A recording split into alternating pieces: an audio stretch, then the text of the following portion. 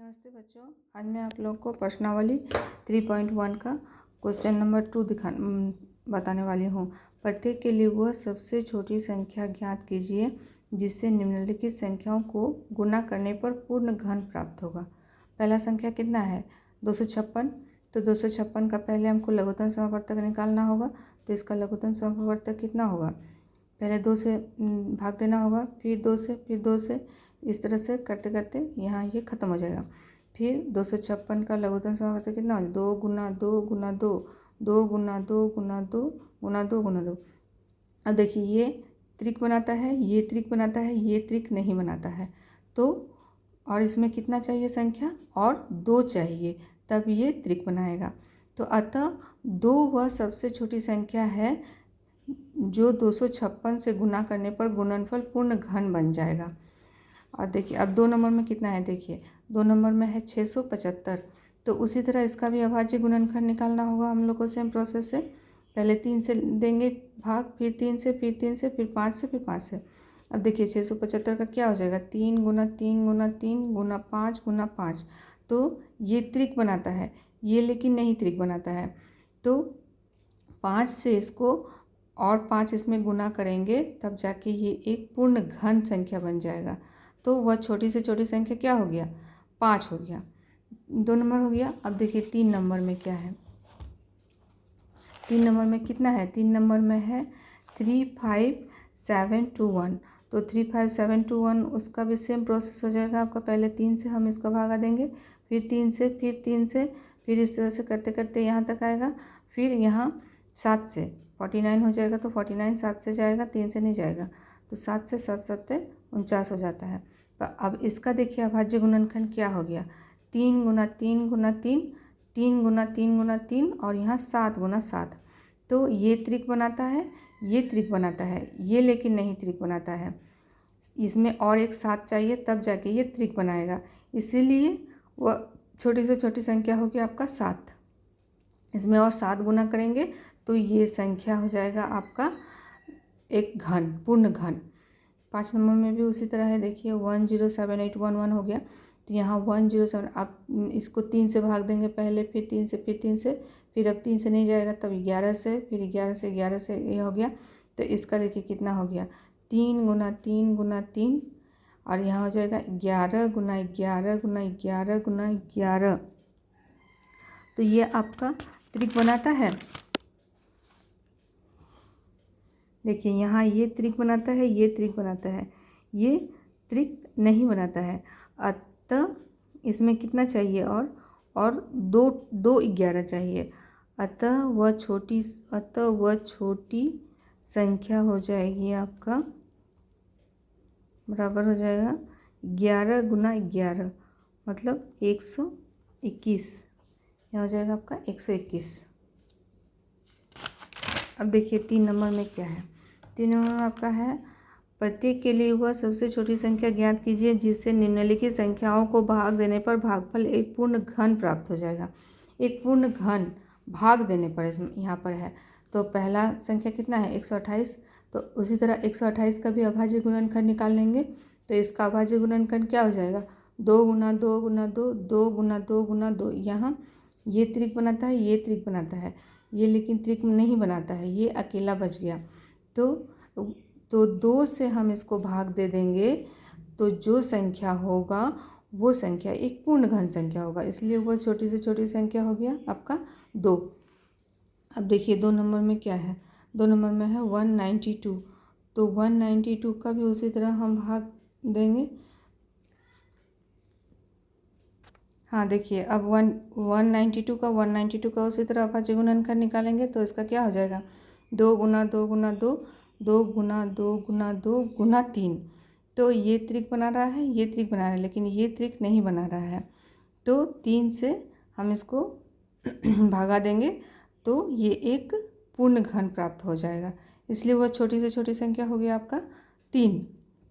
अब 3 नंबर में देखिए कितना है? 7803। तो 7803 उसी तरह इसका भी अभाज्य गुणनखंड निकालेंगे। पहले 3 से भागा देंगे, फिर 3 से, फिर 3 से, फिर 17 से। तो इसी तरह इसका भी उतना ही हो जाएगा।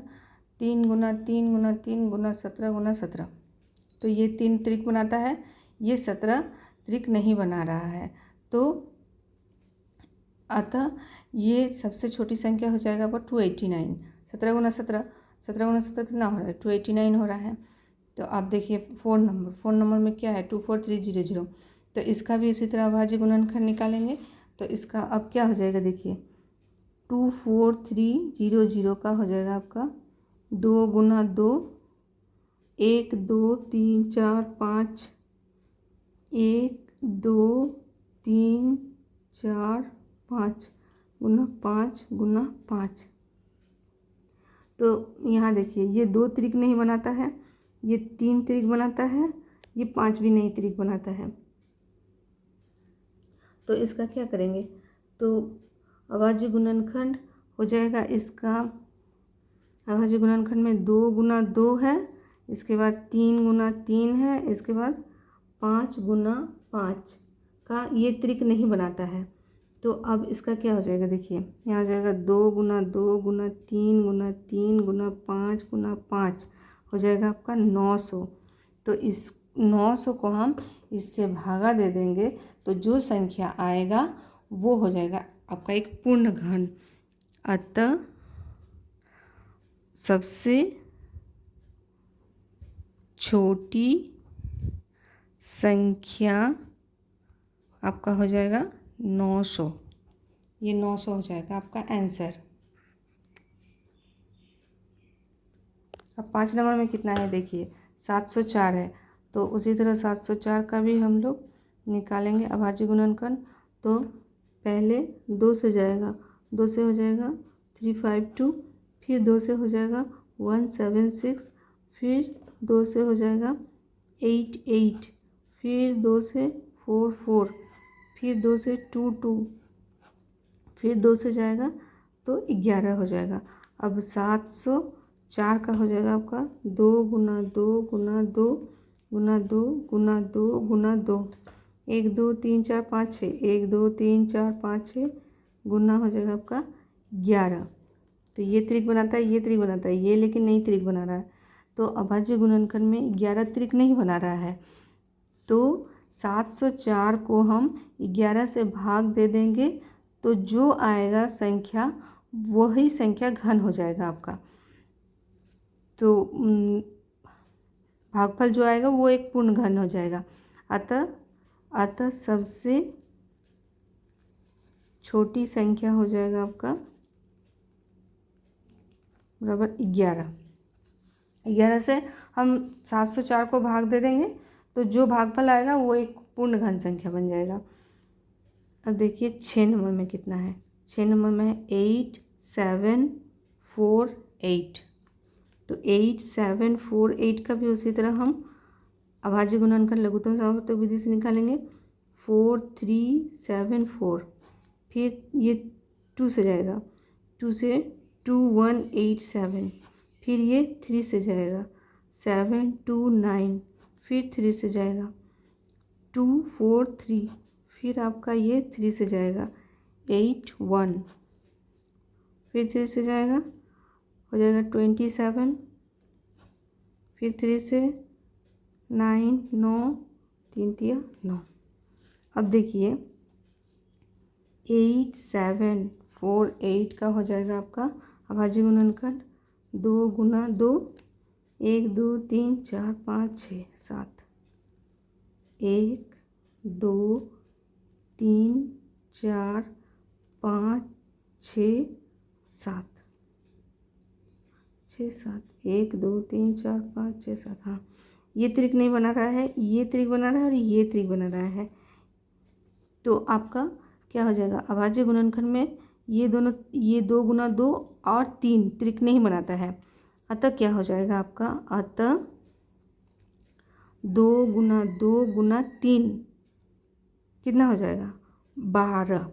तो 12 से इसको अगर हम भाग देंगे तो जो भागफल आएगा वो एक पूर्ण घन हो जाएगा। अतः सबसे छोटी संख्या, सबसे छोटी संख्या आपका हो जाएगा बराबर 12। ये आपका आंसर हो गया।